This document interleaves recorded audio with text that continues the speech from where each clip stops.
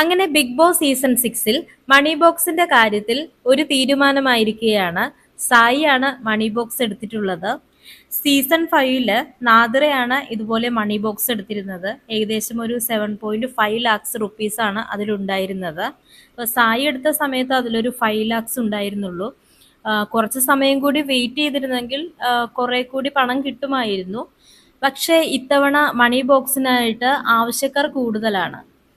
ഋഷി, നോറ, അഭിഷേക്, സിജോയൊക്കെ ഈ ഒരു മണി ബോക്സ് എടുക്കാനായിട്ടുള്ള സാധ്യത കൂടുതലായിരുന്നു.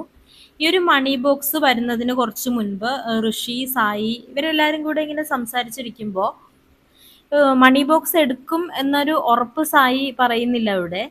ഇപ്പൊ സായിനെ സംബന്ധിച്ച് സായിക്ക് നല്ല ബോധ്യമുണ്ട് സായി എന്തായാലും വിന്നാകില്ല എന്നുള്ളത്. അതുകൊണ്ട് തന്നെ മണി ബോക്സ് എങ്കിൽ മണി ബോക്സ് എന്ന് വിചാരിച്ചായിരിക്കാം സായി ഇത് എടുത്തിട്ടുള്ളത്.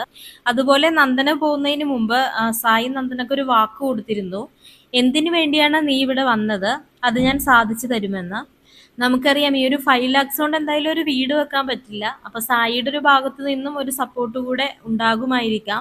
അപ്പൊ ഈ ഒരു മണി ബോക്സ് കൊണ്ട് ശരിക്കും ഉപകാരം ഉണ്ടായത് അത് നന്ദനക്കും സായിക്കും തന്നെയാണ്. ഫസ്റ്റ് കിട്ടില്ല എന്ന് ഉറപ്പുണ്ടെങ്കിൽ ഒന്നുമില്ലാതെ അവിടെ നിന്ന് ഇറങ്ങുന്നതിനേക്കാളും നല്ലത് മണി ബോക്സ് എടുക്കുക എന്നുള്ളത് തന്നെയാണ്. പക്ഷേ മണി ബോക്സിന് ഡിസേർവ്ഡ് ആയിട്ടുള്ള ഡേ 1 മുതൽ ഇരിക്കുന്ന കുറച്ചു പേരുണ്ടായിരുന്നു അവിടെ.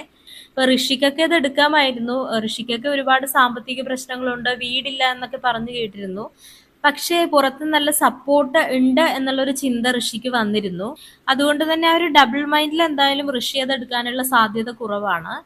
നോറക്ക് പിന്നെ ആ ഒരു ഫിനാൻഷ്യൽ ഇഷ്യൂസ് വലിയ കാര്യമായിട്ടില്ലാത്തത് കൊണ്ടും നോറ എടുക്കാനായിട്ടുള്ള സാധ്യത കുറവാണ്.